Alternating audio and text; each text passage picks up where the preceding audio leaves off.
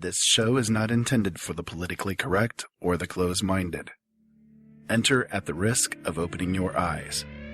You have been warned.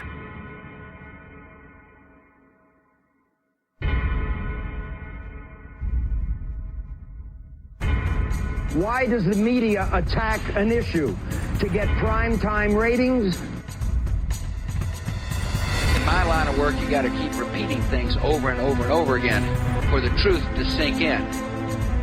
The Army Air Forces has announced that a flying disc has been found and is now in the possession of the Army. A moment comes when we step out from the old to the new, and when the soul of a nation, long suppressed, finds utterance.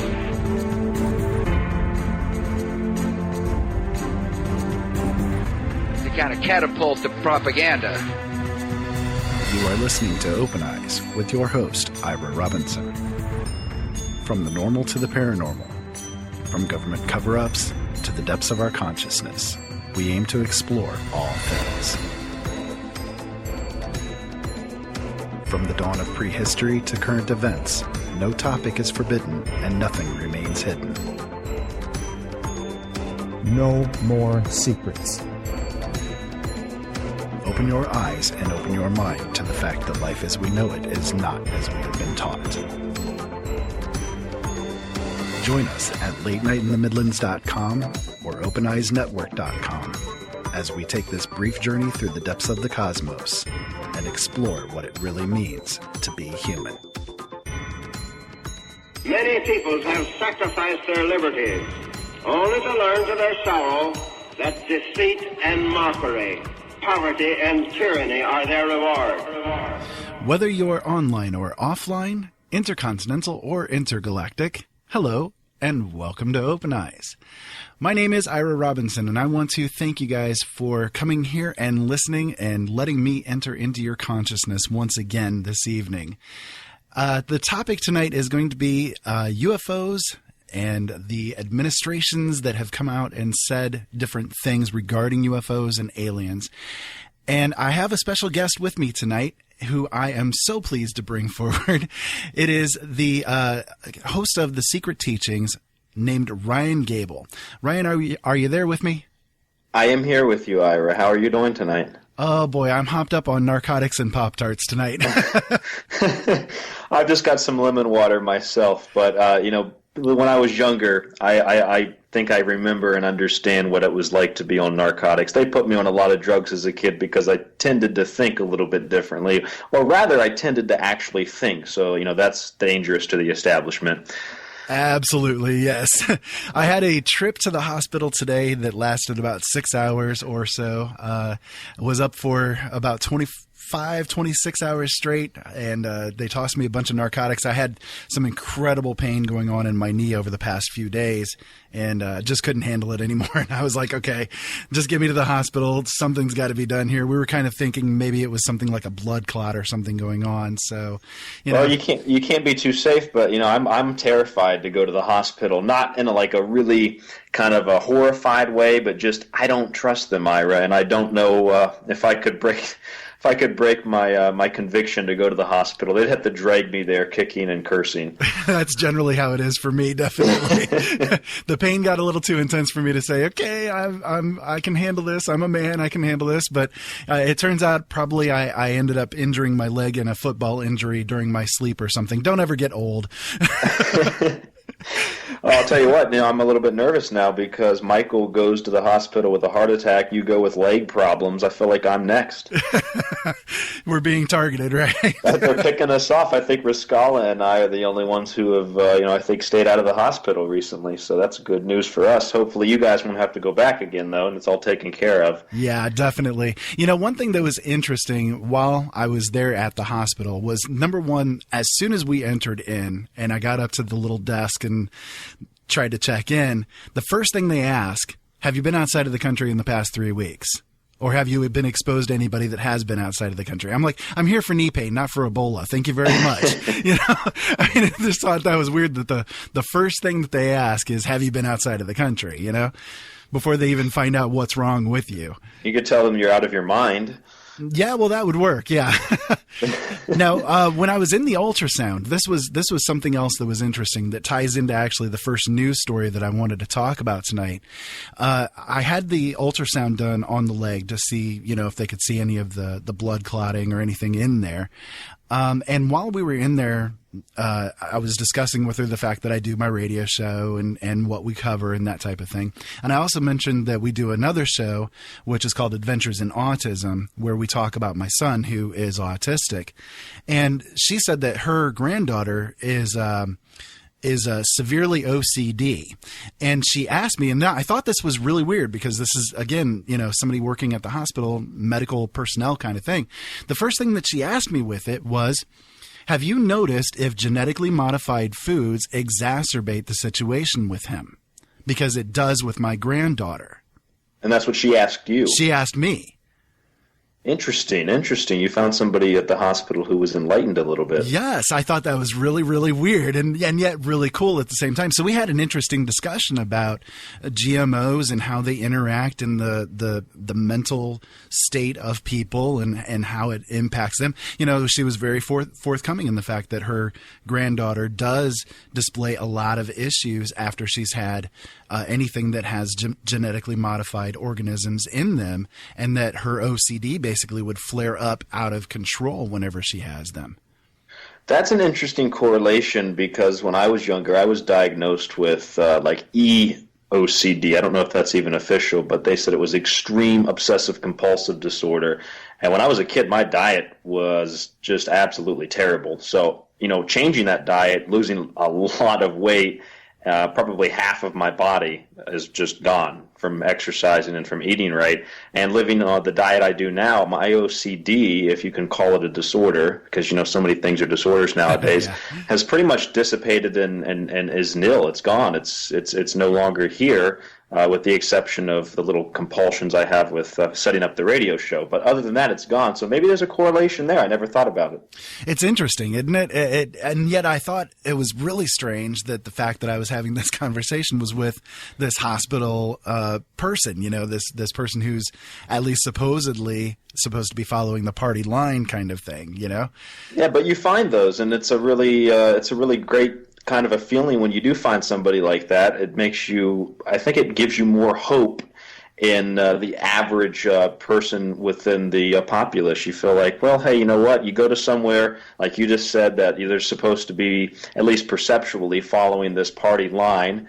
You find someone who's open-minded and who's had their eyes opened to what the truth really is. It's very cool. Now that ties into the first news story that I wanted to bring to the listeners. And I definitely want to get your take on this because I know this is something that you've talked about at least a few times that I've caught on your show, The Secret Teachings, which, by the way, your website is thesecretteachings.info, correct? That's right, www.thesecretteachings.info. And you've been on my show a couple of times recently as well. Yes, sir, and I loved it. Every moment. I loved having you on there. It's great to have somebody else to bounce ideas off of. Absolutely. So on Friday, March 20th, the World Health Organization stated that the world's most widely used weed killer can probably cause cancer. The WHO's International Agency for Research on Cancer said that the glyphosate was classified as probably carcinogenic to humans. Glyphosate is the active ingredient in Monsanto's Roundup herbicide, and by Monday, Monsanto's shares had fallen by 2%. Hitting them in the pocket, right? That's where they love. That and I think I read this article, and I'm pretty sure that Monsanto has filed a lawsuit against the WHO, the WHO, and the branch of the WHO, I forget the name of it, that studies cancer. They filed a lawsuit against them for this scientific study, which is, it's baffling to me. As long as like the World Health Organization, the American Cancer Society, the FDA, the USDA, as long as they toe that proverbial party line, Monsanto either gives them money or, doesn't say anything to them at all. They just kind of promote the studies that just promote whatever Monsanto is pushing or whatever DuPont or Syngenta or Epicite. But then you turn around and, one of these institutions kind of, equated to the woman you found at the hospital who had her eyes opened a little bit. You find a main line, major institution in the world that comes out and says the glyphosates can cause cancer, even though I read the article and their statement says that it's likely they probably can cause cancer. So they used a lot of those tricky words. It's likely that it probably can. But they come out and they make that announcement, and now Monsanto is all upset about the whole situation, and they're going to sue. But hey, you know what? It's not defamatory unless it's just completely made up. And when they've got scientific evidence, hey, it's true. Yeah, exactly. Yeah, in the press release from Monsanto, the company basically said that the findings of the WHO's division was based on junk science, cherry picking, and are agenda driven. And that is the pot calling the kettle black right there, man. Junk science. Oh, so they mean junk science, much better than the scientific studies they did in the 1990s on the Flavor Star tomatoes, where they produced one scientific study through the government, I think it was the FDA, and when they fed the rat, I think there were 40 rats, and when they fed the rats the tomatoes, 7 of the rats died like almost instantly within a couple of days, and the rest of the rats that survived, over 20 of them developed stomach lesions, which is another problem that we're seeing with most genetically modified foods today. Animals and people's stomachs are like beginning to fall apart, and then after that study was produced and they showed that that's what it causes, it's also carcinogenic, well, that was the last study they ever did, and they just kind of covered that study up and said that they have no evidence to show it, that it does cause cancer or that it does cause stomach lesions, and they say they have no evidence. They're telling the truth. They have no evidence because they've never done the studies either. Yes, exactly. It's that type of double speak, right? Oh, absolutely it is. They love that. Yeah. On recently on a French TV show, French newscast, basically, one of the big promoters of the genetically modified golden rice named Patrick Moore was doing an interview with this news station, and he said some interesting things as far as glyphosate is concerned. I have the clip for you guys here to listen to. I'd like to have you guys hear this. It's just about a minute long, so it's not very long, but you can tell in this interview exactly the attitudes of the people that are in these companies and corporations. It's very funny. I just have to play this for you guys. So here you go. I do not believe that glyphosate in Argentina is causing increases in cancer. You can drink a whole quart of it and it won't hurt you. You want to drink some? We have some here. I'd be happy to, actually, but not really. But not really. I know it wouldn't hurt me. If you say so, I have some glyphosate. No, I'm not stupid. Okay. So you. No, but I know so it's dangerous. Right? No, people try to commit suicide with it and fail fairly regularly. Tell the truth. It's not dangerous to humans. No, it's not. So you're ready to drink one glass of glyphosate? No, I'm not an idiot. Interview me about golden rice. That's what I'm talking about. Okay, then it's finished. Then the interview is finished. That's a good way to solve things. Yeah. You're a complete jerk. You're a complete jerk. That was the only response apparently that he could have. So what did you think about that one? Actually, what that reminds me of is after Fukushima, there were Japanese officials who got on television and said that the water was safe to drink, which in that case, they actually had a glass of water there, and he said that this was water that was taken from the ocean or something, and he drinks the remember that he drinks the glass of water. Oh, yeah, I remember that. And man... I love the part of this guy's quote where he's like, oh, well, people try to commit suicide by drinking this stuff and they fail fairly regularly, but it's safe for humans. Yeah. There's two things about that. First of all, they fail regularly. Well, what's the success rate? Because we know the CDC looks at an 18% vaccination rate as being successful. So what statistics are they running, first of all? And second of all, when he's talking about that, it's a side statistic. I mean, it's just numbers they make up so that they can use them as a type of distraction when you bring the truth up. Of course it's poisonous. It's been, glyphosate, it's basically Monsanto's Roundup, it's been around for a long, long time, and they know that glyphosate causes cancer. They know that the genetically modified food causes tumors. They really don't even have a clue what the long-term effects are, but they know what some of the short-term effects are, and it's all been either covered up, or you've got people like Michael Taylor, who's worked for Monsanto, the FDA, back to Monsanto, and then back to the FDA, where he's in charge of overseeing genetically modified foods. And then you got like all these different connections. Like he's the first cousin of Al Gore's wife.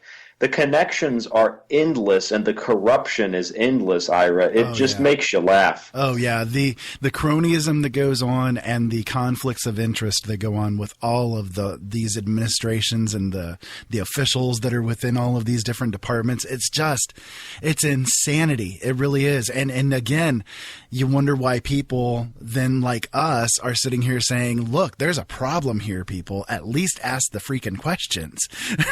Right. And you know what the thing about this is, Ira? If, let's say, a year ago someone was to listen to my show, your show, Michael's show, Riscala's show, and they heard us, and I have, say something along the lines such as GMOs are probably not the best thing to eat, and we give a little bit of a reason why.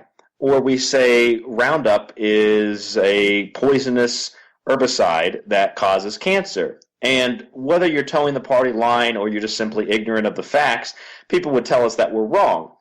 And that the government and the FDA, the USDA, the regulatory bodies, and all the companies as well have all said that it's safe. But then you turn around, and when one of the regulatory bodies then comes out with their own science and disproves everybody who told us we were wrong, it's not that we get an apology, and not that we need an apology, but where's our credit for being right this entire time? Where's our credit for bringing this up years and years and years ago before the regulatory bodies ever did? I mean, it's based on sound science initially, and it still is based on sound science.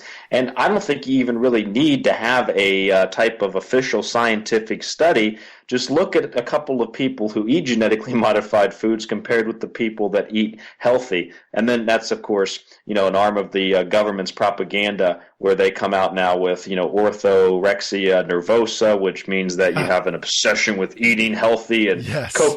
Coca-Cola's busted. They're paying health officials to say Coke's a healthy snack.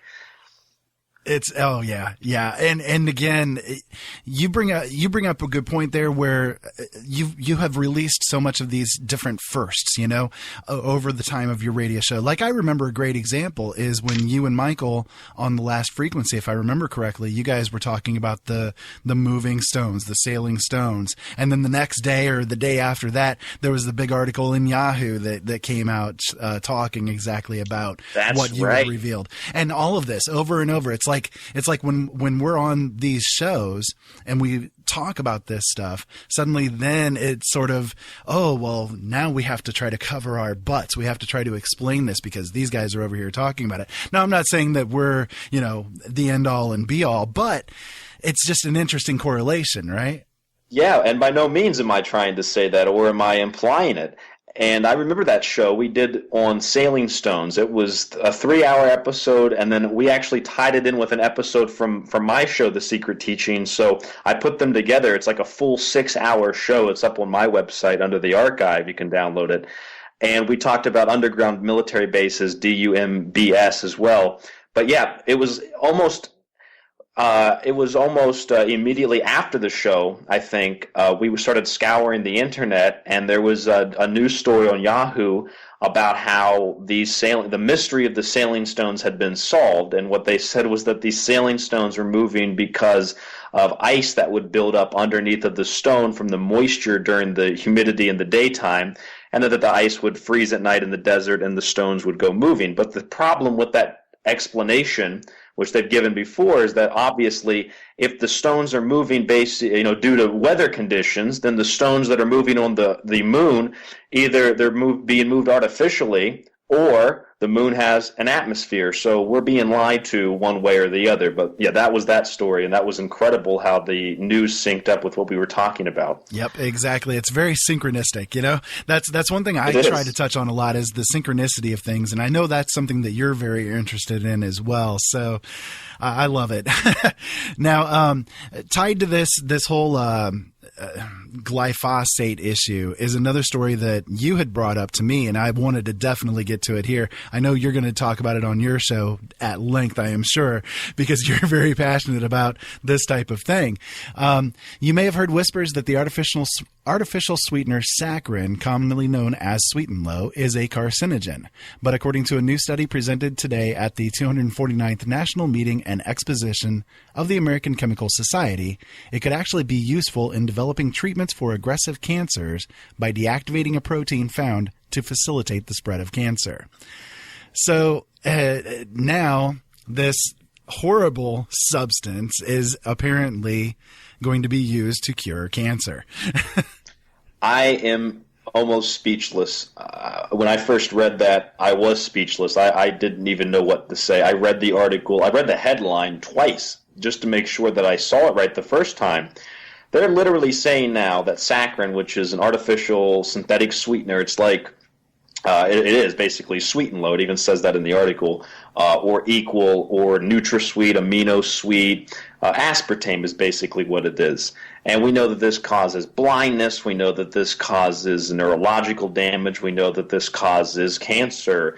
There have been plenty of scientific studies. In fact, the FDA's own toxicologist in the 1980s showed that aspartame causes cancer and that it should not be approved for the U.S. food market. And yet, because of people like the head of GD Searle, who was Donald Rumsfeld, a part of Reagan's transition team in the 1980s, he had left GD Searle. He's working as part of the transition team. He was one of the people who was instrumental in getting that aspartame to be approved for the food supply against the FDA's own recommendation that it be banned because it causes cancer, which goes against the Delaney Amendment, which says that you can't allow any carcinogenic substance to be in the food supply if you know that it causes cancer. These people just, it's beyond not following the rules. It's beyond illegal and unlawful. It's immoral, it's criminal, it's tyranny, and they just don't care because it's all about the bottom line. And if you interview someone like Betty Martini, who's dealt with the FDA, she'll tell you that it's not just about money, that the head of the FDA has even told her it's about population control. Absolutely, yes. And, I wonder how much of the whole Trans-Pacific Partnership is tied to all of this stuff. We have all of this different information that keeps coming out, that gets revealed. And, now people are starting to notice it and starting to cry out against it. And, yes, granted, it's not the mass population that's doing so yet, but I think it will get there.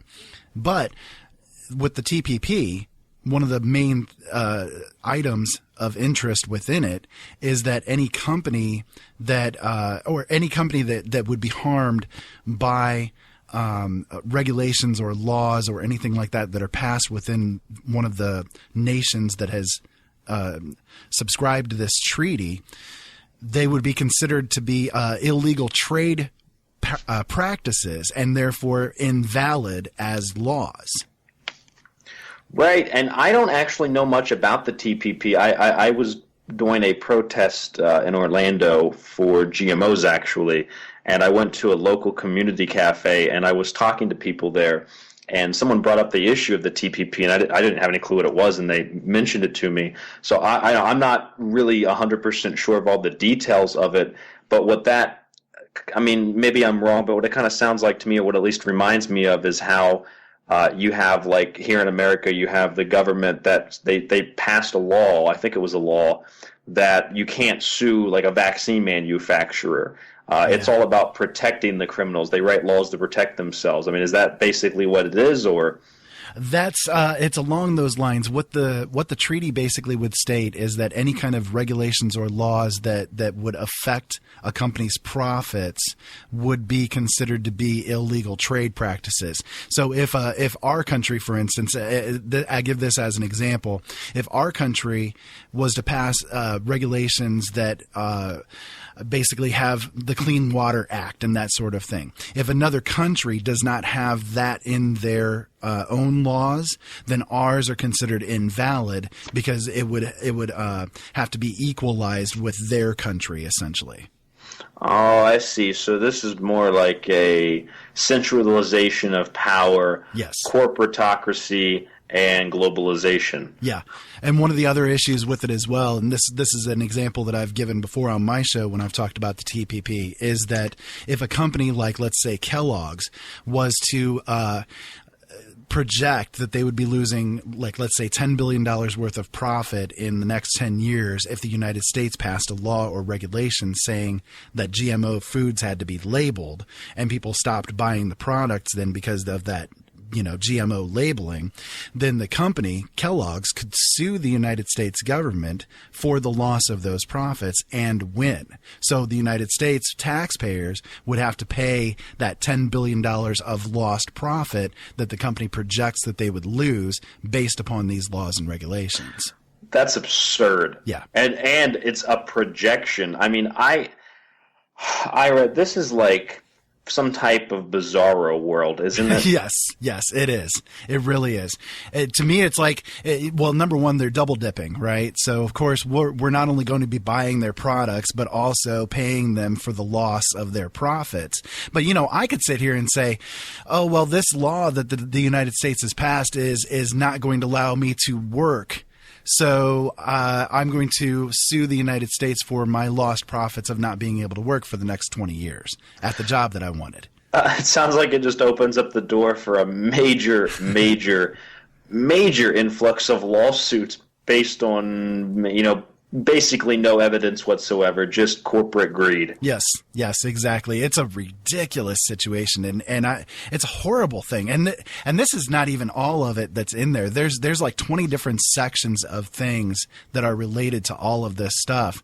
And of course, all of it really does come down to corporate profit. The biggest problem I see with it is that everything of it is done in such secrecy. Not even the senators and representatives have been able to get access to it, and those that have to look at it under the watchful eyes of those who bring it in. They're brought the paperwork, basically. They're watched the whole time that they're looking at it. They cannot talk about it to anybody. They cannot take any pictures. Not even any of their staff can have any idea of what's in it. And then as soon as they're done reading it, they hand it back to the person that brought it in, and it's taken back out in a locked briefcase, basically, and back to their home base, Jeez. I'd sit there with them all night. I'd read every page of that thing. Yes. Make you sit there all night. You get to order takeout because you're going to be here a while. Yes, most definitely. Now, relating to that then, one other bit of news that I wanted to bring is the House of Representatives has now introduced a bill to repeal the Patriot Act. Representative Mark Pocan and Representative Thomas Massey have introduced the Surveillance State Repeal Act that would end the NSA's unconstitutional domestic spying. According to the text of it, the Patriot Act contains many provisions that violate the Fourth Amendment and have led to a dramatic expansion of our domestic surveillance state. So they're apparently now trying to repeal the Patriot Act, which is an awesome idea. I mean, to me, it's like a reasonable and sensible bill that's coming out of the House. This has to be, again, bizarro world, is Spock wearing a goatee in this mirror universe, Right. You know what? You mentioned this to me a little bit ago. First time I've heard it. A couple things come to mind immediately. If this bill is legitimate, first of all, it'll never be passed. It maybe brings some attention to something that's been kind of in the foreshadows for a long time, since 9/11, because it was written just, it had been written on the shelf months and months and months before September 11th. It mirrors very closely, it parallels the German Enabling Act after the Reichstag fire in 1933, with the suspension of the German people's rights, including rights to privacy, press, and free speech. So, what first of all comes to mind, I think, is that these people, was it two congressmen or two senators? Congressmen. Two congressmen. First of all, if I'm these guys, I'm not getting in a car, I'm not getting on a plane, and I'm having somebody test my food before I eat it for the next couple of months. Second of all, if it is legitimate, and I said it won't be passed, because it won't be, but if it is passed, or if it gets a lot of public attention in a positive light, you can be guaranteed that there's something in that bill that, even though it says the national security, what was it called? National security. Let me see here. I'll get it here real quick. lost the page of it. The Surveillance State Repeal Act. That's it. Okay, Surveillance State Repeal Act. I guarantee you that if it's not legitimate, there's something in that bill that's 10 times worse than the surveillance state that we have right now, or it just basically grants more immunity to those people who are breaking the law or who are just basically going right around the law with their little loopholes and with their lawyers and whatnot. I feel like that's basically what these laws are all about. When they bring something to the table, it looks like it's good for the people get behind it, and then bam, it kind of bites you in the rear end. And that was just like the Federal Reserve Act of 1913, when that first was brought to the public's attention, the bankers actually came out and opposed it and said, no, we don't want this. So the consensus that was created, because people didn't trust the bankers, was to vote for the bill. Vote for the bill. The bankers don't want it. Vote for it. Vote for it. It was a huge deception. Yes. Yeah, they basically colluded together and said, hey, we know the psychology of people. We know that this is how they're going to respond if we come out and say, we don't want you guys to pass this. They did that opposing viewpoint just based on that idea alone, knowing psychology of people. Yeah, and it's almost scary if you think about it, because, I mean, that was back however many years ago. That was back almost, I think. Yeah, over 100 years ago. Yeah. So if that was back over 100 years ago, and bankers and politicians of the day, the very rich, wealthy elite, understood human psychology that well to be able to manipulate people, imagine what it's like today. And we don't really have to imagine very much, because we just go right back to the article we were just talking about. Saccharin, not only does it not cause cancer, but it actually can cure cancer now. It's like it's more than a spin. I mean, this thing is rotating at thousands of miles an hour. It's spinning out of control. It's incredible to me that we live in a day and age like this, where real science exists and shouldn't be pushed to the side. Or we have people who are real scientists who want to study things like aspartame, and they're not allowed to get access to it. Or scientists who want to do legitimate, unbiased studies on genetically modified corn, and they have to purchase it themselves and sign away their own rights to just get access to it, because Monsanto won't provide them the corn otherwise, or the seeds otherwise. Yep, exactly. It's definitely that world of opposites. It's definitely, I mean, you could see, for instance, that they did the exact same type of techniques when they made marijuana illegal. You know, back in the early days, you know, they did that psychology against people. They came out and said, oh, well, this marijuana is a horrible thing. It's going to make you crazy. And people go out and kill everybody on it, and it makes you insane, and it causes you to go out and have sex with every single person that's out there, and on and on and on. And people stood out against it, saying, hey, no, we don't want this. This is a bad thing. They got into the psychology of people. They didn't realize that what they were talking about actually was hemp. They just, you know, they mislabeled it basically and called it something else, knowing that people would not look any deeper. And then by the time that it was actually that the regulations were passed to put it onto this illegal status, at that point, then the doctors started coming forward and saying, hey, we didn't realize that you guys were actually talking about hemp with all of this. There are actually quite a few medical benefits with it. And if we had known that this was what you were talking about, we would have said something a lot sooner. Well, I'll tell you what, I really, really hope that enough doctors and legitimate scientists really begin to stand up and, be somebody real, be something real, instead of being sold out so easy, or instead of scaring back into your little corner when these people threaten you. And, you know, people don't think that really happens except within the, you know, with the exception of movies and television. But a lot of doctors, a lot of scientists, doctors curing cancer, scientists, disproving the claims of big corporations, they're threatened. They have, the death threats against them, in so many different cases. So it's like something it seems like it's at the very far reaches of the imagination, something that you might only see on the big silver screen, but the silver screen mimics reality.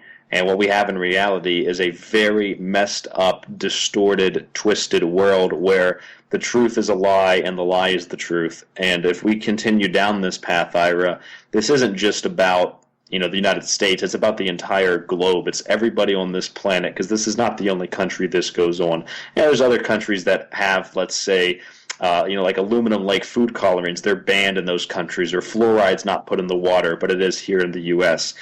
Some people are awake, but overall, there's a general plan in place.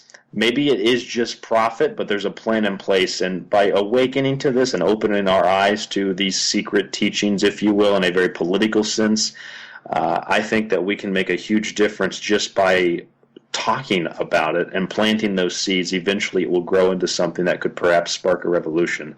You've got it, a true grassroots movement, literally. Yes, absolutely. Hopefully it's not GM grass, but yes, a true grass. Exactly. Well, listen, we're going to go ahead and take a break here real quick. When we come back, we're going to start talking about the UFO files that I've discovered and start trying to reveal some information that you guys out there may have never heard about. Some of the statements that different officials from administrations across the world basically have come out with and talked about, and get into some of the subjects of UFOs and aliens kind of in general. So stick around with us. We'll be back in just a few minutes after these messages. Ben Franklin said, "If you do the same thing tomorrow as you did today, you're going to get the same tomorrow as you got today." Changing the world starts with you, and changing you starts with changing the way you think. Late Night in the Midlands can help. Listen to all of our shows at latenightinthemidlands.com, because things really do need to change. The L&M Radio Network and Late Night in the Midlands depends on you, the listener. Without you, there would be no us. So help us continue to bring you the best guests with the best information, and subscribe today. Information on becoming an L&M subscriber can be found at the top of latenightinthemidlands.com. Just click the About Subscriptions tab and become part of the family while helping the truth stay alive. And while you're at it, maybe subscriptions aren't for you. A one-time donation helps as well. Click that donate button on the right side of latenightinthemidlands.com and help us help you. Brothers at Arms is not about being militant, though there is a time and place where that is necessary. Brothers at Arms is not about arguing, though there are times where things may get heated. Brothers at Arms is not about who is right or wrong. There are many sides to each issue. Brothers at Arms is about exploring those sides, about dealing with the issues facing us today, about coming together and, through opposing views, understanding the deeper truths that are in the middle. Join Ira Robinson and Joe Long each Thursday at 7 p.m. Eastern Standard Time on latenightinthemidlands.com as these Brothers at Arms discuss what you need to know. Brothers at Arms, it's about time.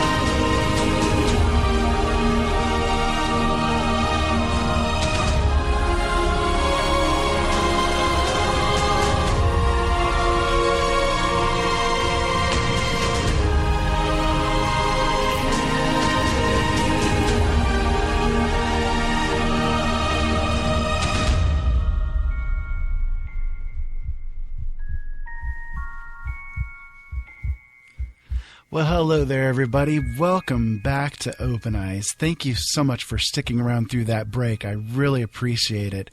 That was a song called Lucifer by Charm. I love that song. I think it's one of the most beautiful songs that's out there. And no, it's not what you guys think of when you think of the name Lucifer. There's a lot more meanings to that word than what normally is associated with it.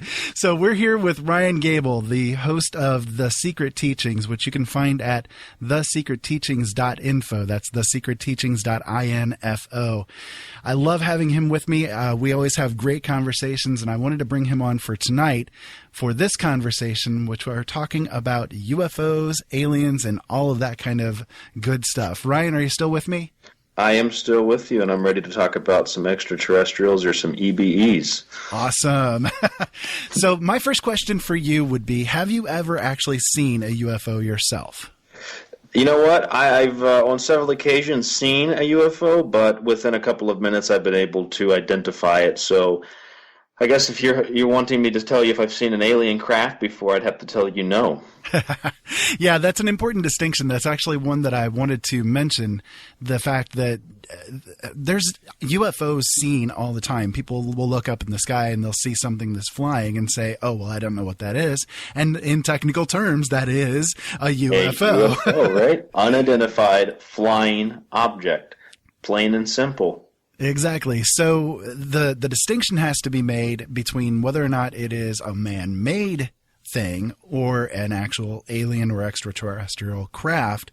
You know, there are a lot of technologies that are out there right now that definitely could be alien in origin. We know this, right?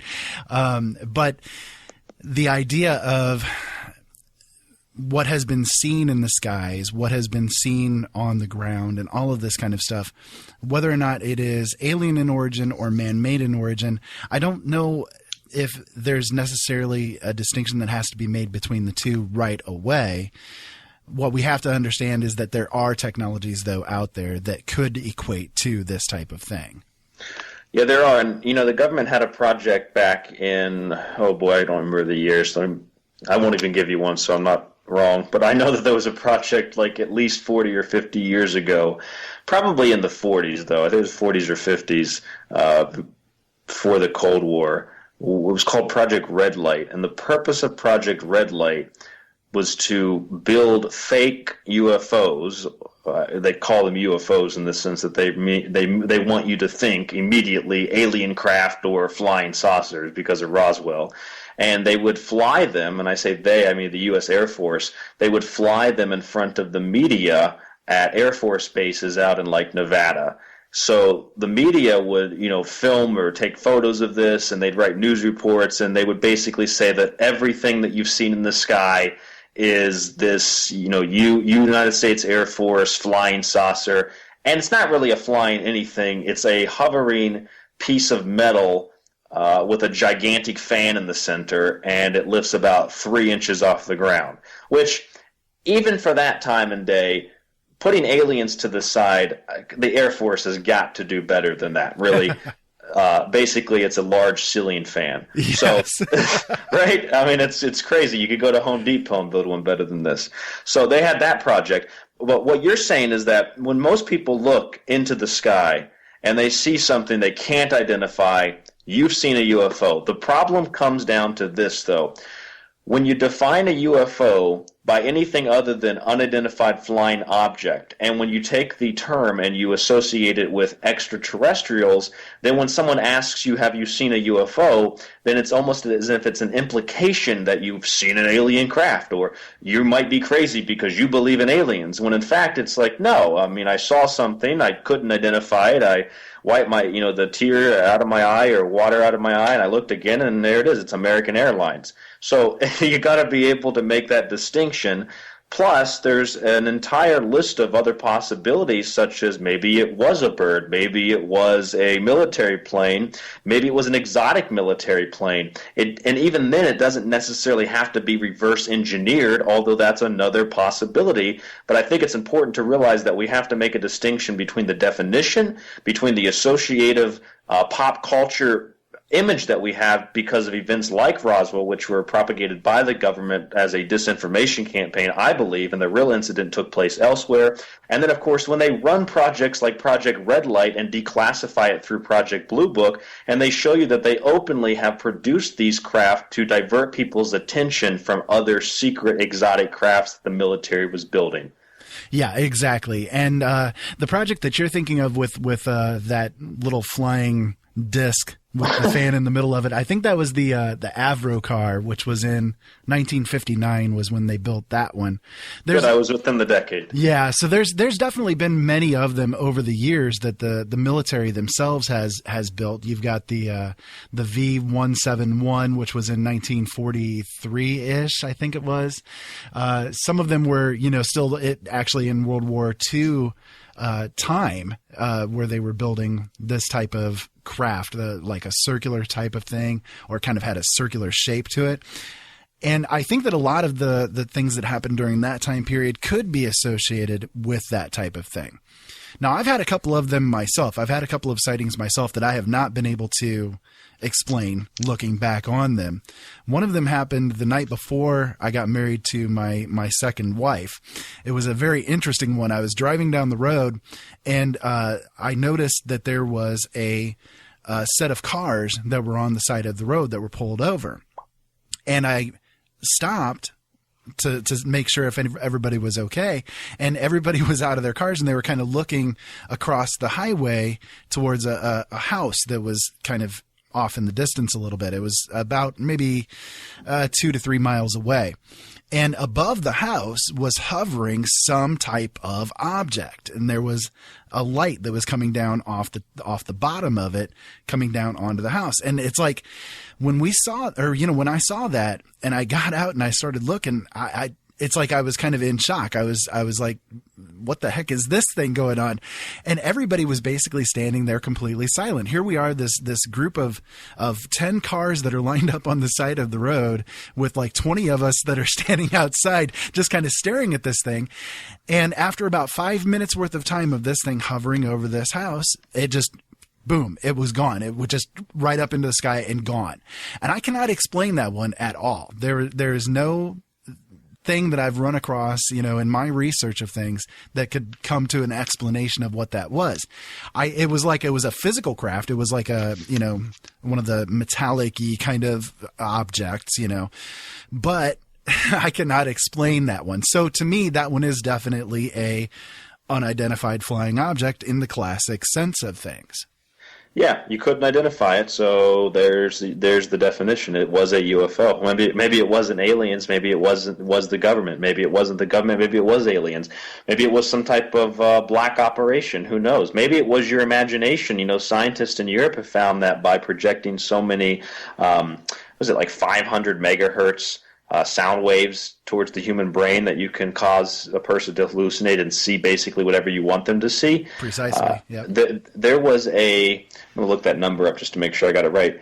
There was an episode of the X-Files like that where the government had ran a project, these 2 kids they had abducted, and I guess the boy, he was very much into aliens, so they projected the other prisoners in the camp they were running as extraterrestrials, as like these little gray aliens. So when he woke up and when they released him, he told the police that he saw aliens, and nobody believed him, when in fact what he had actually seen was another prisoner, but they had manipulated his mind just so that he thought that he saw aliens. And believe me, that takes place more often than not, I think. And when it comes to this alien myth, last week on The Secret Teachings, you and I actually spoke, just a couple days ago, spoke about the alien myth, this myth about extraterrestrials, where I think a lot of stuff during World War II and then after World War II, before we got into the Cold War and during the Cold War, I think that there were perhaps maybe even Nazi flying saucers that made it into the Americas from, let's say, Argentina, and that for the American people to see a Nazi flying saucer would be much more terrifying than if the government made up a story about extraterrestrials or little gray men. It'd be much easier, I think, for people to handle because it was kind of an unknown thing, rather than saying, well, look, at Roswell we captured instead of saying extraterrestrial craft, we captured a Nazi flying saucer after the war when things should have been over by then. Yeah, exactly. And by the way, just so that people can get a clarification to this, the things that we're talking about here, the way that we're speaking and that sort of thing, does not exclude the possibility that aliens are here and visiting us with their crafts and all of this kind of stuff. But what we're talking about is the general perception of how people will see things and they will not understand maybe right there and then what they saw. Again, kind of referring to my thing, I don't know whether or not that was a project that was put on by the United States government or another government, or if it was, like you said, kind of a projection in the mind of those who were there as an experimental type of thing. There's all different kinds of different possibilities without just saying, well, aliens did it, Well, that's the simplistic answer that people have, and it's either one side or the other. It's either it's aliens or aliens in the government, or it's just a figment of your imagination. Right. And there's no in everybody between. else is crazy. Yeah, there's no in between. There's no gray area in there at all, so to speak. Ironically, no gray area. Right. You caught that. So that is what I want to make clear, though, that I definitely, for me, I believe fully that we are being visited by extraterrestrial visitors, basically. What kind of involvement they have here, what kind of involvement they've had in our past, I can't say for sure, but I think that the evidence that they are here in one way, shape, or form is definitely there. It's overwhelming, basically. And if people deny it, they kind of need to do more research into it, I think. Yeah, otherwise you're just a little bit ignorant of it. I mean, people that deny it have either never experienced it or have never looked at any sort of evidence, or they there's other people who deny that anything except aliens could be responsible for what you see, and that's just as ignorant as the people who claim that it doesn't exist. Precisely. You want to have an attitude of a skeptic, not a debunker, but a skeptic, someone who will look at the evidence with an open mind and with open eyes and be able to accept whatever possibility is there without jumping to conclusions ahead of time. That's right. And you know what, I think a lot of times we forget that there's a lot of credible evidence. And when you say credible evidence, most probably because they haven't looked at the evidence, they think, just one of those Roswell people. You think aliens are at Roswell and the governments are covering it up.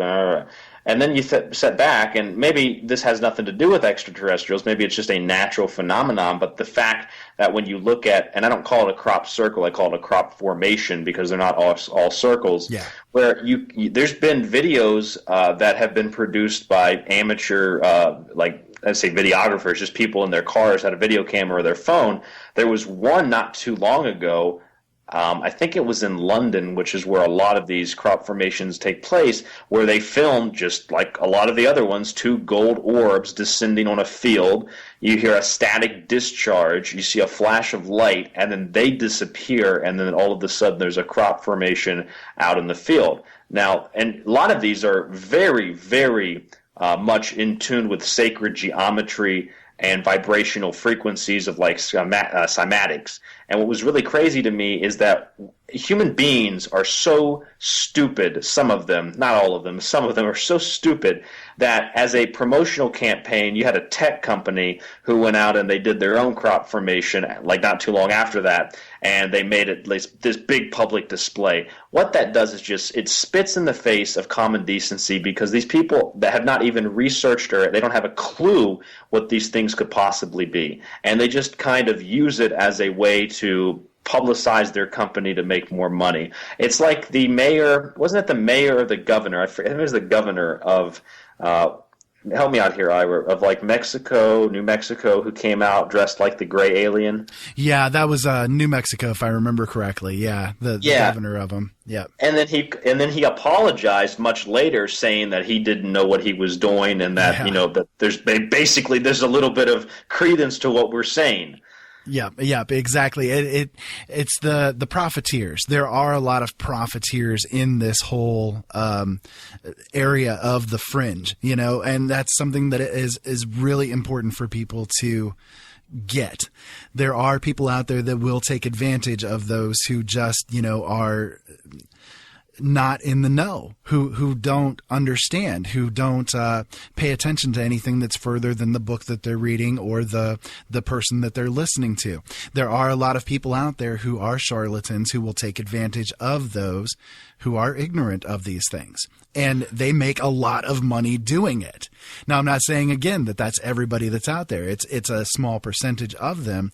But those small percentage are enough to be able to say, you have to stop and ask questions before you just kind of blindly believe whatever it is that you're being told. Even if that belief, what you're being told falls into your belief system, that is even more important than to pay attention to whether or not they're telling you the truth.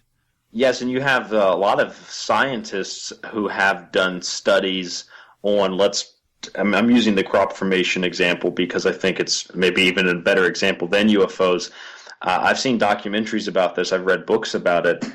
They've done studies on crop formations where there's so many little details that on a microscopic level cannot be replicated, at the very least, in the amount of time that it would take a hoaxer to create the crop formation overnight. I mean, besides that, we have video of these things being created within a matter of seconds. But the one studies that I saw was that there are like these little microspheres of melted metal within the soil. If you take a camera or a cell phone in the area, the battery drains almost instantly. There's like this very strong electromagnetic field around it. Helicopters lose control of their instruments like the Bermuda Triangle or the Devil's Triangle when they fly over it. A lot of strange things that you cannot account for when you investigate something like that. And the same thing with UFOs. It doesn't necessarily have to be extraterrestrial, and I think a lot of it has been made up, Ira, as a way in which to deter people's attention, whether it was a way at one point from Nazis or it's a way from maybe another government having access to that technology, or maybe there's a treaty that allows these beings to come and go as they please, like the Grenada Treaty, if that's true. But maybe the government really has no clue, or some factions of the government have no clue. Maybe they're so overwhelmed that when the stuff during World War II and the Cold War specifically started happening, where restricted airspace, high-level, ultra-top-secret military base with nuclear weapons active and ready to be launched at a moment's notice. They just need two guys to put their keys in and turn the switch. And all of a sudden, a golden orb, kind of a flying object, if you will, appears over the base, shuts down the weapon silos remotely, and disappears. That has been documented on more than a dozen occasions. Some very, very high up majors and generals in the military have testified to that effect. It's a reality that it's happened. And regardless of your stance on, UFOs or Roswell or crop formations, that is a very, very, very serious thing that the military takes very seriously. And yet, even though they take it seriously, they still deny that it's an issue. They kind of make a joke about it, like the, guy in New Mexico who comes dressed up like a gray alien. They do that to divert your attention from it, because if people would realize that the most secure military installations on the planet are being infiltrated, very simply, like it's elementary for these, whatever these beings are, whatever these energies are, shutting down nuclear weapons, then the power that these beings have has got to be immensely incredible compared to our minuscule technology. So I think that scares a lot of people. Plus, to release that would also, I think, maybe release a little bit of information about free energy. And we know that's a multi-trillion-dollar industry, which would be basically debunked by that information coming out. Yeah, absolutely. You're right on it. That there would be an amount of fear that would come into people's minds with that, because how well, safe, protected, whatever you want to say, are we if this is so easily done? If they could just come along and say, boop, there, it's done, That's right. I mean, yeah, because if you watched Independence Day, remember in Independence Day, the biggest weapon we had was the nuclear weapon, and we sent one towards one of their ships, and they had that force field up, and it blew up and that was it, and it didn't even affect their ship. And then they have one simple energy weapon that wiped out an entire city, and that's the kind of thing that I think is what we're facing if all of this is true, in the sense that extraterrestrials do exist and maybe they are hostile, which I don't necessarily think that we can group them all together anyway, because a lot of humans are hostile and a lot of humans are not hostile. A lot of humans are very nice. A lot of humans are helping one another. So you can't group an entire species together. Plus there's multiple species out there in different groups.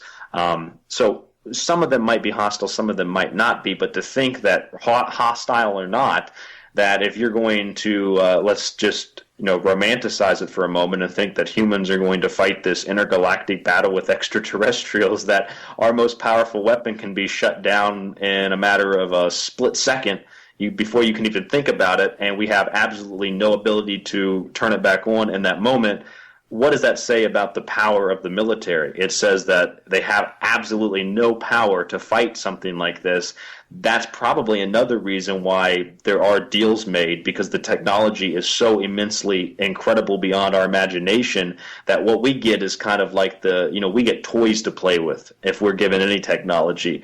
These guys have technology that far exceeds anything that you could ever see in a science fiction movie. Yeah, it's the cavemen standing at the feet of the monolith trying to figure out what's going on and throwing bones and stones at it.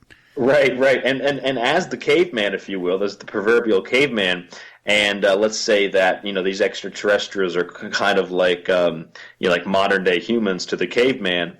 They, in terms of the toys they throw at us, they're throwing like the stick. They're throwing like a stick and like a wheel that they used to hit down the road with the stick and the wheel. They're throwing that at us, so we're having a heyday with that. And yet they've got technology; they're able to traverse the stars in a matter of minutes.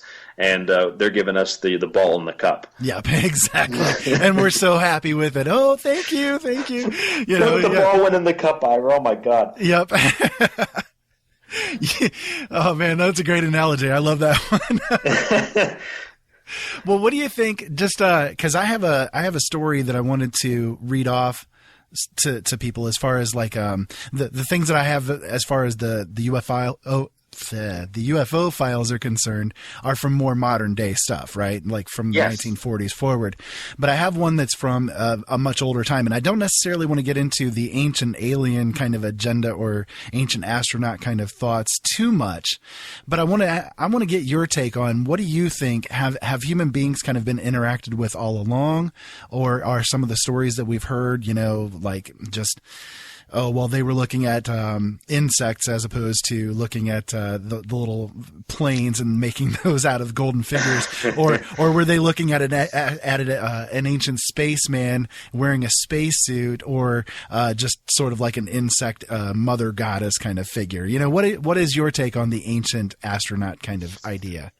That's a great question. I think that the ancient astronaut theory, as proposed by the History Channel, has very limited merit. I used to watch the show when it first came on, and I'm on board with a lot of things, but studying the esoteric and studying the occult, I've come to the realization that a lot of what I thought I understood and knew about ancient aliens per se is actually very misunderstood. So if I am to look at, let's say, a Catholic version of possession, for example, and look at the concept of like what David Icke talks about and reptilians taking possession of human bodies, I can make a very strong connection between religion and extraterrestrials being of the same source, which is a big topic in Ancient Aliens. And I can say that all possessions within, let's say, whether it's the Catholic Church or other religions, people who are possessed, they're possessed by demonic forces, which are essentially, EBEs, or some type of spiritual being from another dimension. And I still do believe that, don't get me wrong, but I also think there's a little bit of a distortion that goes on, because when that idea is promoted by an Ancient Aliens show, a lot of Ancient Aliens, and this, these stories they've been going on since before Zecharia Sitchin. Yeah, right. He's just promoted that with his very, let me use the word loosely, loose interpretation of whatever he wanted the Sumerian tablets to say. Let's just be honest. The guy does not on point. He just kind of made it up as he went along, a lot of it. Yeah. And just kind of not necessarily made it up, but he filled in what he thought should go where, when he thought it should go there. Right. He did the same thing, the equivalent of when when you read the Bible, for instance, and you see the things that are in brackets, the words that are in brackets, those are put there as being interpretations of missing text that was there, and these are the translator's best guess as to what might fill in these blanks. Yeah, exactly. That's exactly right, Ira. So when I think of things like that, when I started studying the esoteric, I still believe in them, and I still think that it has some merit, because I think that there's so many levels to this that it's difficult to discern exactly what's going on. But at the same time, I also think that when you think of something such as possession, I thought the last time I talked to Mike D., who used to co-host a lot with me on The Secret Teachings. Anybody that listens to my show remembers Mike D. He took a lot of time off from the show, and he was studying King Solomon, and he was studying King Solomon's control of demons.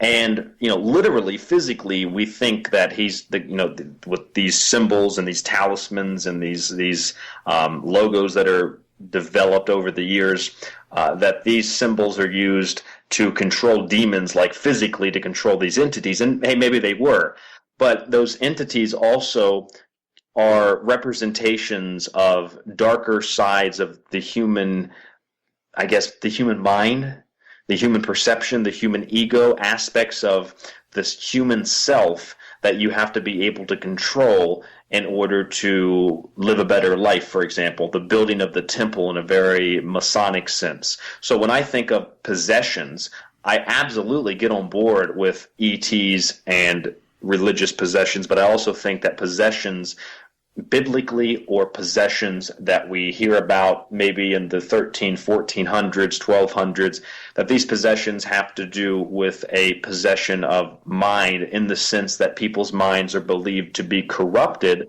kind of like we have today, Ira, and I think this is really what sums it up. Today we have a federal government in the United States and scientific institutions who, going right back to the beginning of the show today, literally classify people who want to eat healthy as having a mental disorder. Back in 1913, 1914, the U.S. had a type of concentration camp for people they considered mentally ill. And people they considered mentally ill were people who basically disagreed with the established order and considered themselves to be independent outside of governmental rule, kind of like sovereign citizens. So they would eradicate them through gas chambers. This was long before Hitler ever came to power in Germany. Hitler was still on the front lines in the German military, World War I. So when I think of this, to sum it all up, Ira, I think that there are so many levels to it that even though I can get on board with the ancient alien thing, I think the ancient alien thing is too absolute, and it really directs people's attention in the wrong direction, away from the esoteric, which is something that, if there isn't anybody controlling this information, which I don't think it's as literal as we think it is, I think we romanticize it somewhat, then they would definitely not want that aspect of it to be released, because it would prevent the people who want to look into this further from actually obtaining the truth, and it just further diverts their attention from whatever that truth is. Yeah, I'm in agreement with you with all of that. I really am. I definitely ascribe to, or subscribe, I guess you could say, to the idea that we have been manipulated in the past by extraterrestrials in one way, shape, or form, whether that was direct, bodily intervention, I guess you could say, through genetic manipulation or something like that, or through educational means, I guess you could say, like the proverbial Prometheus bringing the fire to the people, maybe they brought us fire, so to speak, and we have basically run with the technologies that they gave us from there. You look in the stories of the different gods who brought us human beings the different knowledges. You had one that revealed the different scientific concepts to us, one that revealed mathematics, one that revealed, on and on and on. So whether that was actually aliens that did this, or whether that was sort of the idea of the oral histories that were being passed down, and they were just doing this as a way to be able to tell the stories a little easier, I don't know. But I think that there is enough, at least, questions to be asked to say, yes, I think that there is something that happened there in the past that we were intervened with somewhere along the way, in whatever shape or form that may be. Yeah, and that's what I think, anyways. I'm in agreement with you, and I mean, you're in agreement with me with what I said too. Did you say Prometheus a second ago? Yeah, where Prometheus brought fire to the people.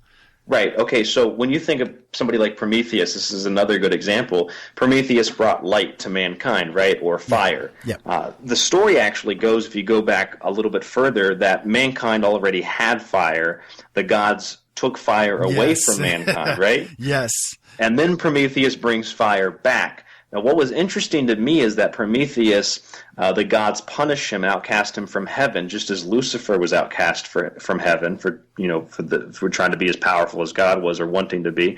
So Prometheus then suffers for mankind and is basically crucified to a stone where a bird eats his liver out every day that grows back. He suffers for mankind. Well, Jesus also suffered for mankind, for bringing mankind knowledge and wisdom. So in one way I can say, well, hey, maybe extraterrestrials brought mankind the knowledge of, like the Sumerians say that their gods brought them the knowledge how to make beer, how to civilize themselves, to create laws, things like that. You can get on board with it a little bit, but again, when you think of things like aliens is almost like a new age belief or a new age mythology that will play out in generations to come, and aliens become the new Prometheus. Aliens become the new Jesus, that they brought us light and knowledge. And, I can guarantee you, Ira, within the next 100 years, I bet you that a religion will spawn up out of ancient aliens. There actually already is. There's a few of them that are out there. There you go. Yeah, there's a few of them that are out there.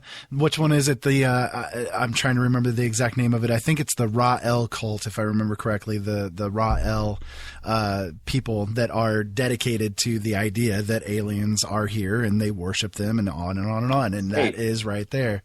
What's the name of it? Exactly. There you go. That's what you want. Yeah. You got to love the correlation with it all, right? I do. That's unbelievable. I honestly did not know that there's already a religion springing up. Yep, they're called the Raelians, Ra-El, the Raelians. That's it. Yep. Well, so clever. Yep. One of the accounts that I wanted to give, this one is in relation to the old time, and let's see what you think about this, because maybe you have an esoteric take on it, right? Because you come at things from that direction. So I would love to hear what you think of this. So one of the first written accounts of a UFO sighting was a fleet of flying saucers from an ancient Egyptian papyrus. This was part of the annals of Thutmose III, who reigned around 1500 BC or so. So in the year 22, in the third month of winter, 6th hour of the day, the scribes of the House of Life found that it was a circle of fire that was coming in the sky. It had no head. The breath of its mouth had a foul odor. Its body 1 rod long and 1 rod wide. It had no voice. Their hearts became confused through it. Then they laid themselves on their bellies. They went to the Pharaoh to report it. His Majesty ordered an examination of all which was written in the papyrus rolls in the House of Life. His Majesty was meditating upon what happened. Now, after some days had passed, these things became more numerous in the sky than ever. They shone more in the sky than the brightness of the sun, and extended to the limits of the four supports of the heavens. Powerful was the position of the fire circles. The army of the Pharaoh looked on with him in their midst.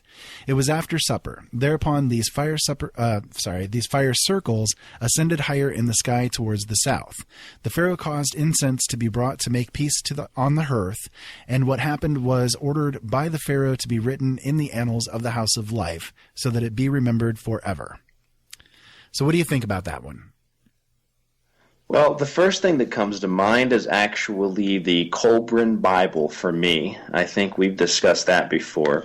What I think that is, it sounds like, people might think that, you're one of those scientists. It sounds like an asteroid or something, maybe a meteor that flies by.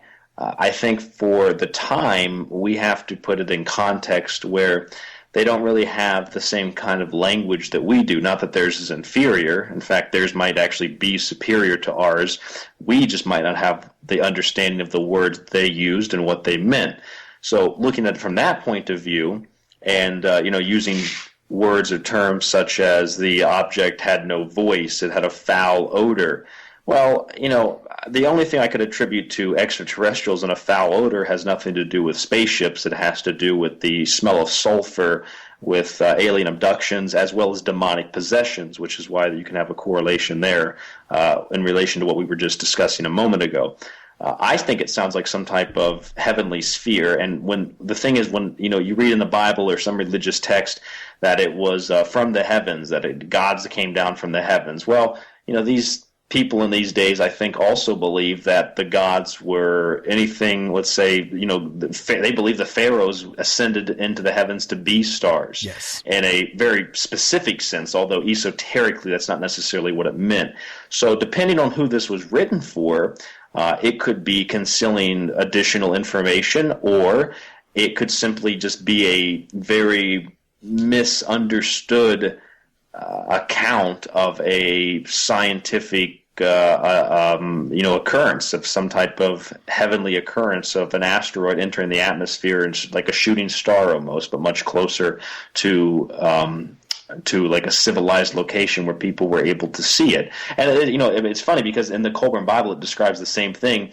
They say the destroyer, and people have always told me, it's a spaceship, it's a spaceship. I was like, well, it's not really a spaceship, because it clearly says that this object was so massive that it caused geological upheavals, it caused volcanoes to erupt, and that it has to do with the gravitational effect of a large body, because I guess it could be a spaceship, maybe the moon's a spaceship, but at the same time it said that the one object, the destroyer, was followed by a second object. And they called them both the Great Dragon because they both were breathing fire. Now, thinking about it like that, unless the UFO was crashing into the Earth, then I'm pretty sure it sounds like a comet following the tail of another comet, or a comet where it's being followed by, just an enormous amount of debris. It lit up the night sky, and you also see, we have to put it in context this way too. When they say that in the Colburn Bible, Ira, the object came, and then, it describes basically the plagues of Egypt, which I thought was really interesting. Yeah. Remember that? Yeah. Oh, yeah. Yeah, I do. So to me, it sounds like, we have to put this in context in a couple of ways. One of them being that we don't know a time frame. We're not necessarily told immediately as they saw the destroyer come down, the water turned into an orange, red, bloody substance, and it was an immediate an immediate thing that happened. We don't really know that. All we know is that supposedly happened after the destroyer came. It could have been days later. So in that context, things like comets and asteroids have always been a kind of a dark omen, because they are associated with the death of kings, the death of rulers, the end of empires, and specifically, and here's the kicker, diseases and plagues.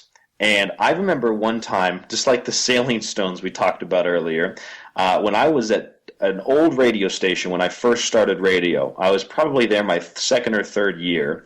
And when I was doing this show, I remember I had talked about how the Black Plague, I've personally theorized was caused by the passing of an asteroid or a comet, where the spores, some disease, some sickness were spilt in the atmosphere, and as the Earth passed through the tail of that object, they got into our atmosphere and they caused this massive, sickness. Yep, a panspermia type of situation. I've thought exactly that over the years myself.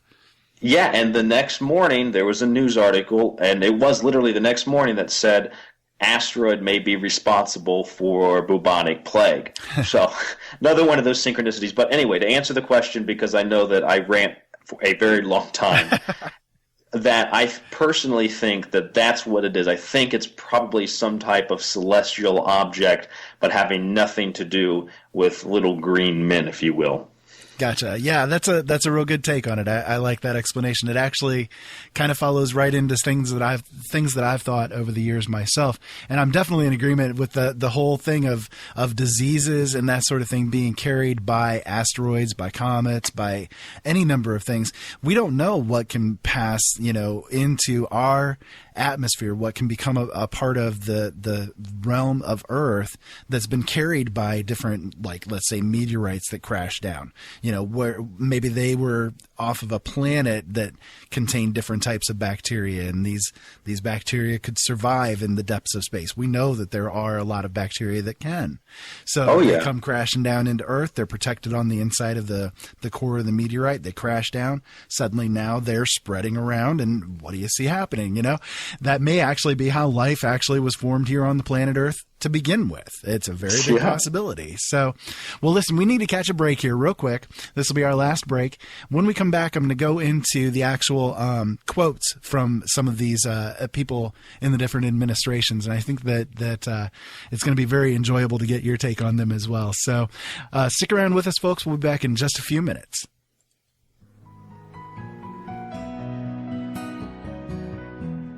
The Late Night in the Midlands radio network is deeply devoted to you, the listener.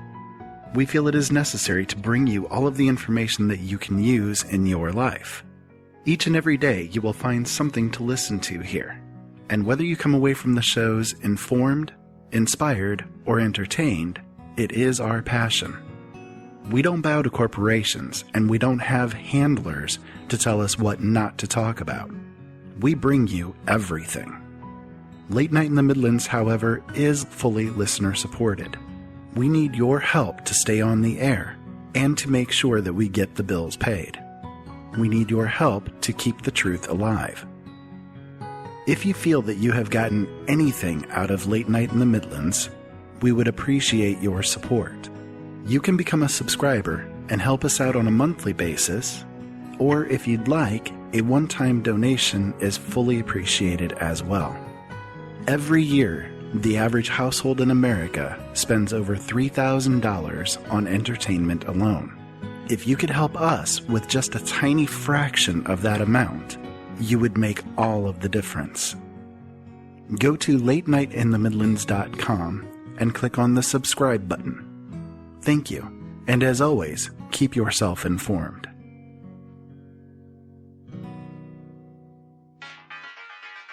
Have you been looking for answers? Have you been seeking the truth but can't seem to find it? Late Night in the Midlands has the answers for you. Whether you are interested in the paranormal, aliens and UFOs, alternative health information, or just a little hope and inspiration, we have a show for you. Late Night in the Midlands, The Secret Teachings, Open Eyes, Red Pill Reality Show, Brothers at Arms, and many more shows.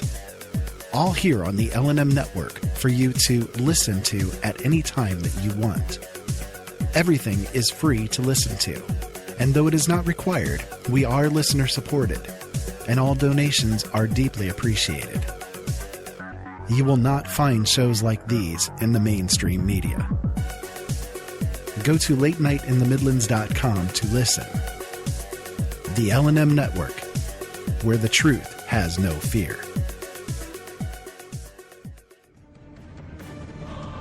Open Eyes is dedicated to finding the truth in all matters.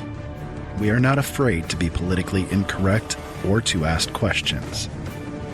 Whether it is the paranormal, government cover-ups, the dark agenda that the puppet masters have in store for us, or aliens and UFOs, nothing remains hidden. Listen to Open Eyes, Mondays, Wednesdays, and Fridays starting at 7 p.m. Eastern Standard Time on LateNightInTheMidlands.com or OpenEyesNetwork.com. Open hearts, open minds, open eyes.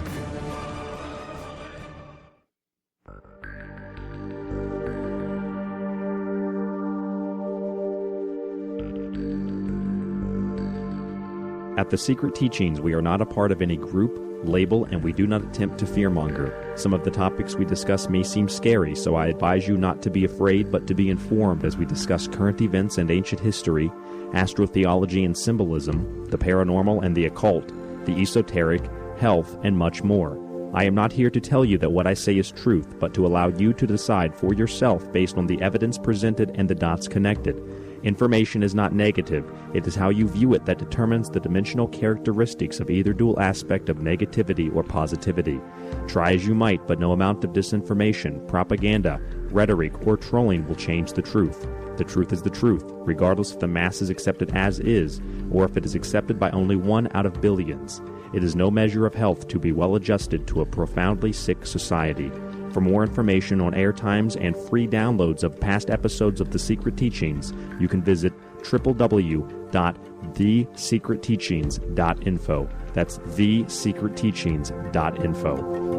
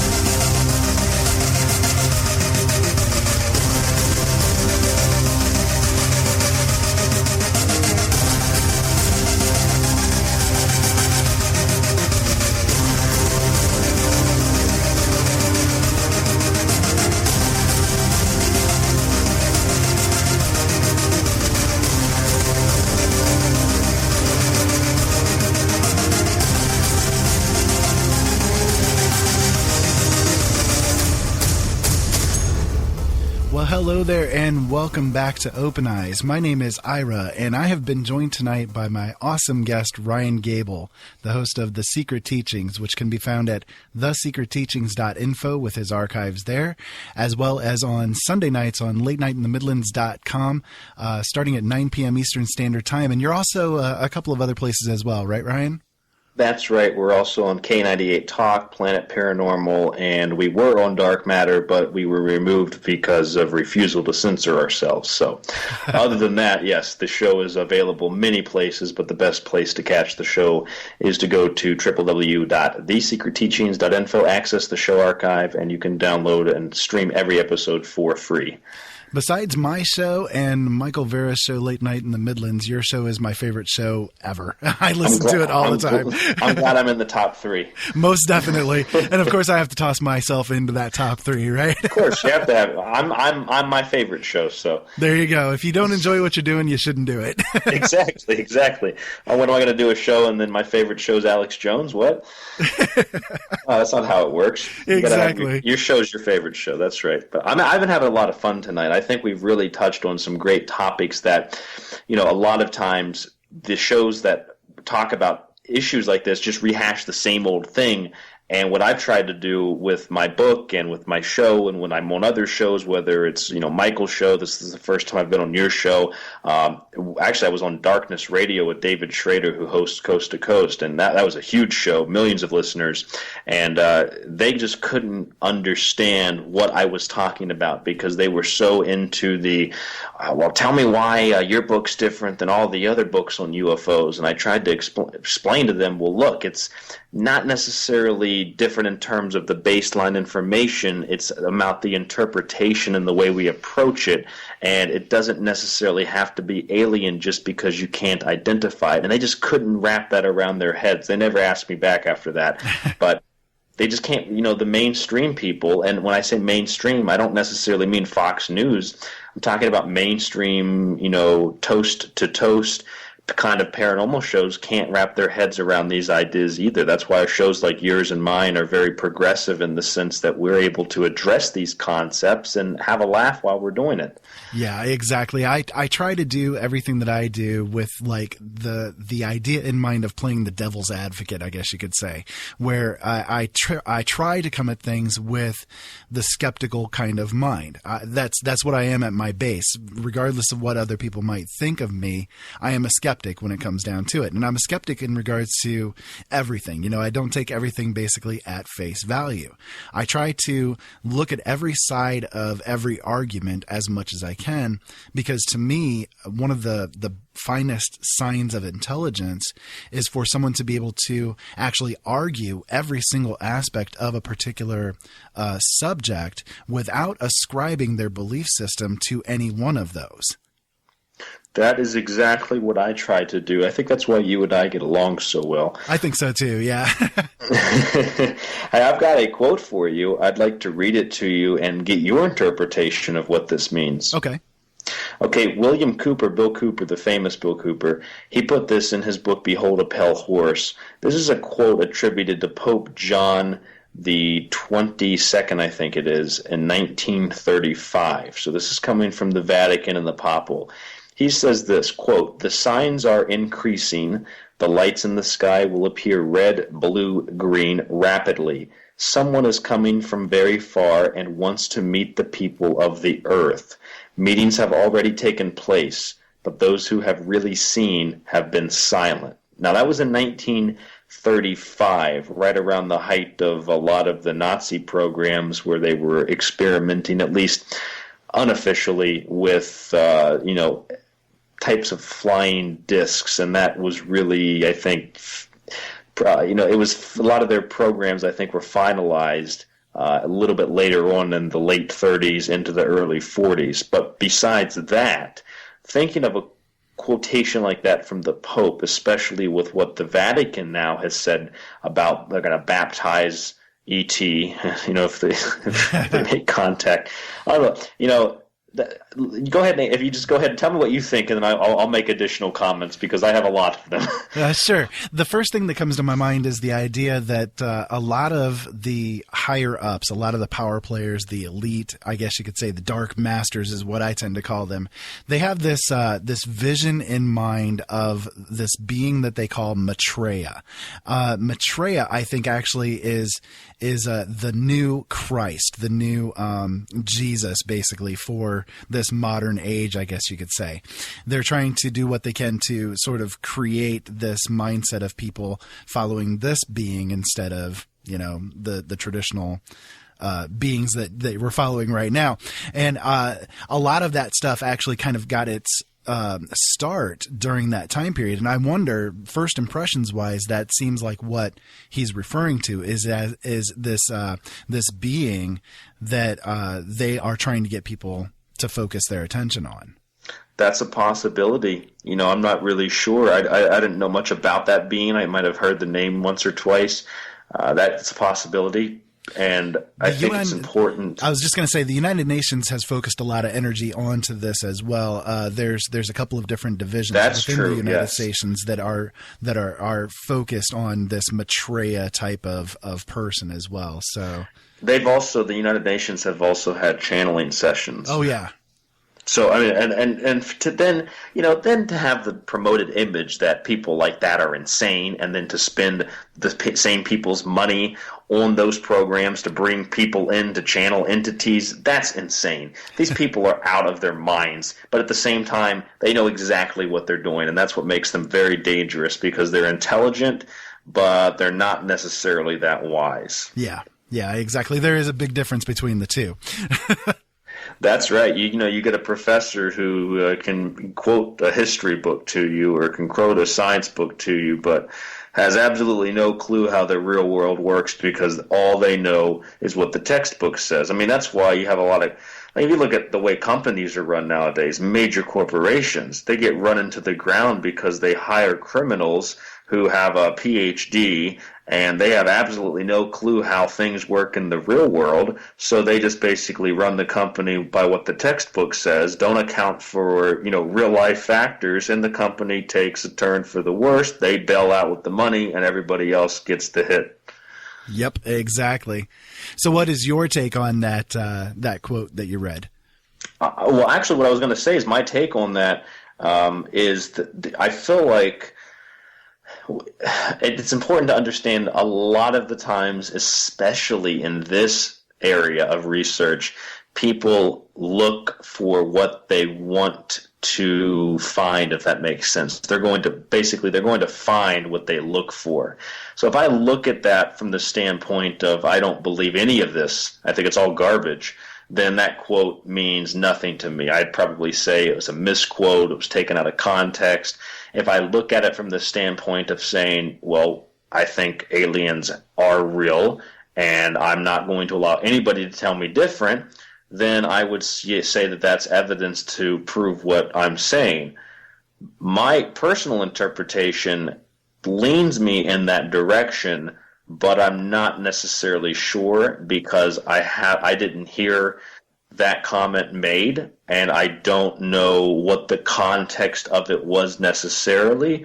I've heard quotations from presidents or from other popes and people before where, it's used on a radio show or, you actually have the audio of it, and then you go back and listen in context, and you're thinking, it's not at all what the person meant. And it's very easy to discern what they meant if you just listen to it. But I remember there's one on Alex Jones where Hillary Clinton was talking, and I don't like Hillary Clinton, but just the way that they used this sound clip, she was talking about information, and she said, we're losing the info war. And they used that as a promotion because of their website InfoWars, but it distorted the image of what she said. I think Hillary Clinton is literally a witch. I personally think that. Yeah. But at the same time, I don't necessarily think that what she was saying had anything to do with Alex Jones' show. Come on. So you have to really put it in context, Ira. Yeah, definitely. I understand that. And that's actually a really good point because when I'm reading off these quotes that I wanted to give out to the people here, that actually is important as well because the context of where they're saying it, what they're saying it to, who their audience, the target audience is. It's like anytime that I speak about religion or interpretations of the Bible or whatever it may be, context is key. They're written or they're spoken for specific people at specific times in specific places. So, and that can change, the meaning radically depending on who's listening to it. That's right. So one of the quotes that I had was J. Edgar Hoover, which, was the head of the FBI, and said, in regards to a request to study UFOs, he said, "I would do it, but before agreeing to do it, we must insist upon full access to discs that are recovered. For instance, in the LA case, the Army grabbed it and would not let us have it for cursory examination." This was in a handwritten note to Clyde Tolson in 1947. Well, was that the entire note? No, that was not the entire note. That was in the context of the note. Context of the note. This was note basically was regarding the request to investigate UFOs. He says disc. I'm not exactly sure since we don't have the full context of it. I know for other presidents, Kennedy looked into the UFOs. At one point, he actually I had a document from Blue Book that was declassified where Marilyn Monroe was even talking about how Kennedy took her to one of the military bases. I don't remember where it was. I think it was in the Northeast, and she saw a flying disc object. And she didn't specify whether it was ours or theirs. But after that, she had contacted the White House several times. Kennedy kind of broke contact with her for a while, and she threatened to reveal that information unless he contacted her, which was a stupid thing because she winded up dead not too long after that. Yeah, that's a side note, but I don't know. I think that's an interesting. I've never heard that one before. I think that's interesting, and I think that other presidents, even Bill Clinton, he attempted to uncover that information. I think it's important more than anything, Ira, to realize that not only to look at it put it in the context, put it in perspective, but to realize that there isn't necessarily a cabal of smoking men sitting around the table worried about a Fox Mulder, but it's more along the lines of there are certain groups that want to keep that information secret for other reasons. And we know very well the President of the United States doesn't even have access to some underground military bases. Do we really think that he knows every detail about this stuff? He's probably just as curious as we are. Absolutely, yes. Jimmy Carter was another one who, in his campaign, said that he would do an investigation and release different documents about UFOs and alien craft, yes, and on and on, and nothing Obama ever did came too. out of that. Yeah, exactly. A lot of them seem to do that, and I wonder if they're actually serious about it and they try and then fail, or if they are just doing this type of thing as a way to gather in the fringe people to get their votes. I was about to say that they're probably picking up that conspiracy vote. Yeah, yep, exactly. I think that actually is a lot to do with it, because I think that those who are in these different higher up positions, I think they've already been told no, they're never going to have any kind of information given out. That's right. I don't know. There's so many presidents who have either attempted to do it or have witnessed their own, UFO sighting. I mean, if you go back far enough, even Christopher Columbus, or Chris Colon was his real name, like Christopher Colon. He, in his journals on his journey to the New World, and that's just a whole other topic in itself, he actually witnessed an object that came out of the ocean and just shot straightward up into the sky, I think, and then booked it across the horizon. So that was many, many years ago. That was way before we had presidents. So yeah. When you look at that, coupled with, I go back to the crop formation example because there were depictions of crop formations back in like the 16 or 1700s. So today we hear a couple of years ago, Ira, see if I can remember all this in the context of what I'm saying, because sometimes I start and I get off track. A couple of years ago, the Central Intelligence Agency declassified the fact that Area 51 is a real location. And after all that time and all that denial, people finally are just like dumbfounded that, oh, look, the government lied to us this long and like openly and blatantly just crammed it down our throat, lied to us. But then they tried to get us to think, they said, okay, look, UFOs, we denied it for so long, they're real. But the UFOs that you saw were actually the U-2 spy plane that the U.S. military was developing during the Cold War. And it's the same thing with like crop formations. They say, well, look, these two guys in Britain, these two drunk guys with a 4x4 and some string, they made the crop circle. And then you say, okay, well, even if that's true, we're missing like 300 years. These guys have not been around for 300 or 400 years, have they? Because we've got pamphlets and artistic drawings of crop formations back in like the 1600s. So we're missing some piece of information. It's not just these two drunk guys. And in terms of UFOs, it's not just the U-2 spy plane, because those reports go back into the Renaissance and way, way before that. So when we look at it from that point of view, we've got to understand that all these little official stories that come out, it's all just a bunch of whitewash bullcrap, and it's just there to, again, divert people's attention. And it goes into a topic I'm going to cover on my show pretty soon called like the father mentality, this image that authoritative powers are the only ones who have the ability to be correct. And if we want any type of justification, any type of like legitimate factual information, it has to come from an authority that has been like almost ritually established. So when we come at it from that point of view, we don't need, Ira, we don't need these people to tell us that these things are real. We see them, we hear stories about them. I'm pretty sure that aliens are real, but can I prove it? Not necessarily. But the thing is, can you disprove it? Not necessarily. So it's almost a battle of evolution and creation. It just kind of goes around and around and around when it shouldn't be a battle. It should just be a coming together of different perceptions, and we can figure out what's really going on here. Now, I'm sure I diverted from the original question, but that's where my mind wandered to. Awesome. No, I love it. That's great points right there. Right on topic, really. And the father mentality, that father figure sort of thing, that would be an awesome topic of a show, I think. I just did one last week called the savior mentality, where I go into the idea of people needing a savior and essentially focusing all of their energy on this when they should be handling everything themselves. And by the way, I listened to that. I apologize. I didn't get back to you right away. I'm either at work or I'm back here trying to record something, or at the store trying to find food. So I didn't get back to you right away. I listened to that. I thought that was a great episode, and the way that you present information is really great, because the way that you present it, I learn a lot from listening to you, and it's really great for me because it's hard for me to find other people who I can trust who have a very unique perspective, and you've definitely got one. Well, thank you. I definitely appreciate it, because I feel the exact same way about you. So that's good. That's why we get along so well. We learn from each other. We don't get mad at each other because you look at it differently than me. Nope, exactly. That's what I like. I think that it's great when two people can come together, or even multiple groups of people can come together and have an understanding. I think that's the way that the world should work. It is. Really.